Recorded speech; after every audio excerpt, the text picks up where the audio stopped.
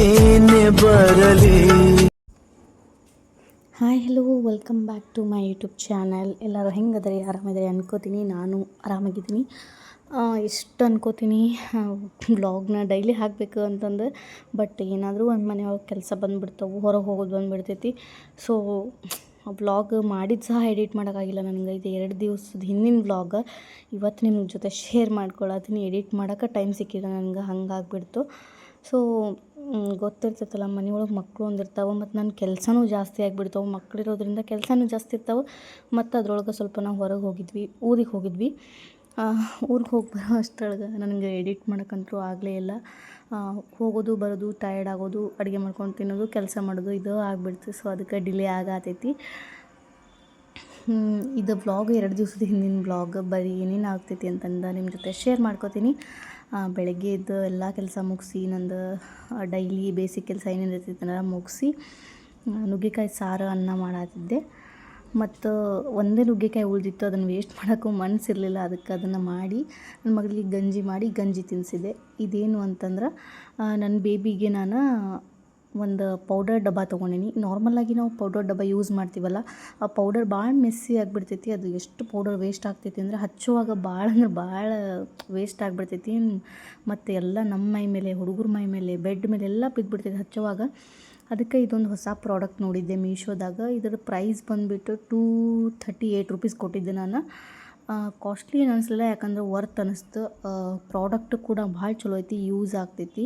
ಇದ್ರದ್ದು ಪಫ್ ಕೂಡ ಭಾಳ ಸಾಫ್ಟ್ ಅಂದ್ರೆ ಸಾಫ್ಟ್ ಐತಿ. ನಂಗೆ ರಿಯಲಿ ಇದು ಭಾಳ ಇಷ್ಟ ಆಯ್ತು. ಪಫ್ ನೋಡಿರಿ ಎಷ್ಟು ಸಾಫ್ಟ್ ಐತಿ ಅಂತಂದು.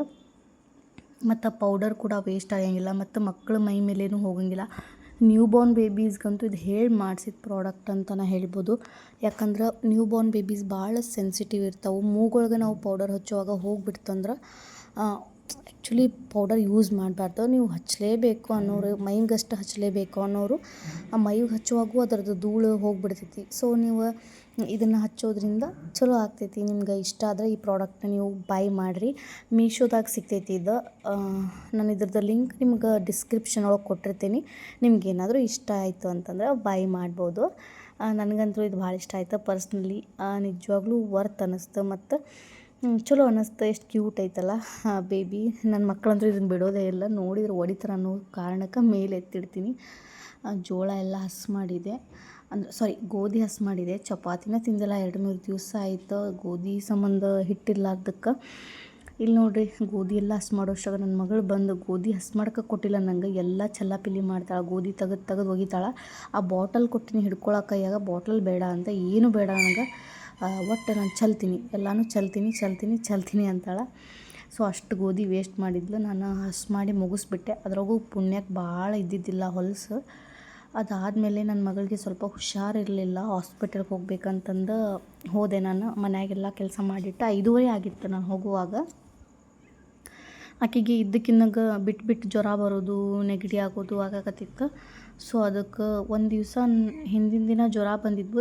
ಬೆಳಗ್ಗೆ ಏಳೋಷ್ಟಾಗ ಸ್ವಲ್ಪ ಕಮ್ಮಿ ಆಗಿದ್ವು. ಮತ್ತೇನಾಯಿತು, ಮತ್ತು ಜ್ವರ ಬಂದ್ವು. ಸೊ ಅದಕ್ಕೆ ಬೇಡ ಕರ್ಕೊಂಡು ಹೋಗಿ ಬಿಟ್ರೆ ಆಯ್ತು, ಮಕ್ಕಳ ವಿಷಯದಾಗ ರಿಗ್ರೆಟ್ ಮಾಡೋದು ಬೇಡ ಅಂತಂದು ನಾನು ಹೋಗಿ ಹಾಸ್ಪಿಟಲ್ಗೆ ಹೋಗಿ ತೋರಿಸ್ಕೊಂಡು ಬಂದೆ. ಅಲ್ಲಿ ನಮ್ಮ ತಂಗಿ ಬಂದು ರಾಟಿ ಮೆಷಿನ್ ತೊಗೋಬೇಕು ಅಂದ್ರೆ ಮೋಟರ್ ಅಂತಾರಲ್ಲ, ಮೋಟರ್ ಹಾಕಿಸ್ಬೇಕು ಅಂದ್ಕೊಂಡ್ಲು. ಸೊ ಇದು ಮೋಟರ್ ಪ್ರೈಸ್ ಬಂದುಬಿಟ್ಟು $1,700 ಆಯಿತು. ಅವರೇ ಬಂದು ಫಿಟ್ಟಿಂಗ್ ಎಲ್ಲ ಮಾಡಿಕೊಟ್ರು. ಚಲೋ ಕ್ವಾಲಿಟಿ, ಫಸ್ಟ್ ಕ್ವಾಲಿಟಿ ಇದು. ಇದಕ್ಕಿಂತ ಕಮ್ಮಿ ರೇಟಿಂದು ಐತಿ ಸೆಕೆಂಡ್ ಕ್ವಾಲಿಟಿ ಅಂದರು. ಬಟ್ ನಮ್ಮ ತಂಗಿ ಬೇಡ, ಹಾಕ್ಸೋ ಕೈಲೇ ಚಲೋದು ಹಾಕ್ಸ್ಬೇಕು ಅಂತಂದು $1,700 ಕೊಟ್ಟು ತೊಗೊಂಡ್ಲು. ಆಕೆ ಹೊಲಿತಾಳೆ ಬಟ್ಟೆ ಎಲ್ಲ, ಬ್ಲೌಸ್ ಅದು ಇದು ಹೊಲಿತಿರ್ತಾಳಲ್ಲ. ಸೊ ಆಕೆಗೆ ಚಲೋ ಆಗ್ತೈತಿ. ಆಕೆ ಇಷ್ಟು ದಿನ ಶಾಪಿಗೆ ಹೋಗ್ತಿದ್ಲು ಹೊಲಿಯಾಕ, ಈಗ ಆಕೆ ಬಿಟ್ಟಾಳ. ಸೊ ಮನ್ಯಾಗ ಹೊಲಿಯಾಕ ಕುಂತಾಳೆ ಇವಾಗ. ಸೊ ಅದಕ್ಕೆ ಆಕೆಗೆ ಬೇಕು ಅಂತಂದು ಇದನ್ನು ಬೈ ಮಾಡ್ಯಾಳ $1,700 ಕೊಟ್ಟು. ಅಲ್ಲಿಂದ ಮನೆಗೆ ಬಂದೆ.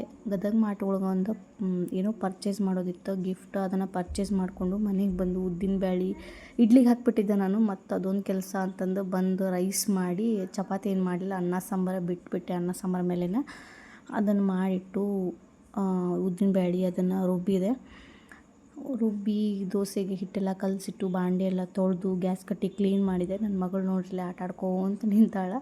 ಒಟ್ಟಕ್ಕಿಗೆ ಏನಾರ ಕೈಯಾಗ ಬಾಂಡೆ ಸಾಮಾನು, ಆಟಿಕೆ ಸಾಮಾನು ತೊಗೊಂಡು ಆಟ ಆಡಲ್ಲ ಅವರು, ಈ ಸಾಮಾನು ತೊಗೊಂಡು ಆಟ ಆಡ್ತಾರೆ. ಎಷ್ಟು ಹೇಳಿದ್ರು ಕೇಳೋಂಗಿಲ್ಲ. ನಾವು ಹೆಂಗೆ ಮಾಡ್ತೀವಿ ಹಂಗೆ ಆ್ಯಕ್ಷನ್ ಮಾಡ್ತಾಳೆ. ನಾವು ಹಿಂಗೆ ಯಾಕೆ ಅಂತ ಮಾಡಿದ್ರೆ ತಾನು ಯಾಕೆ ಅಂತ ಗೋಣ್ ಎಬ್ಬಿಸ್ತಾಳೆ. ಸೊ ಅಷ್ಟು ಚೂಟಿ ಅದಾಳ ಆಕಿ. ಮತ್ತು ಆಕಿಗೆ ಗಂಜಿ ಮಾಡಾತಿದ್ದೆ.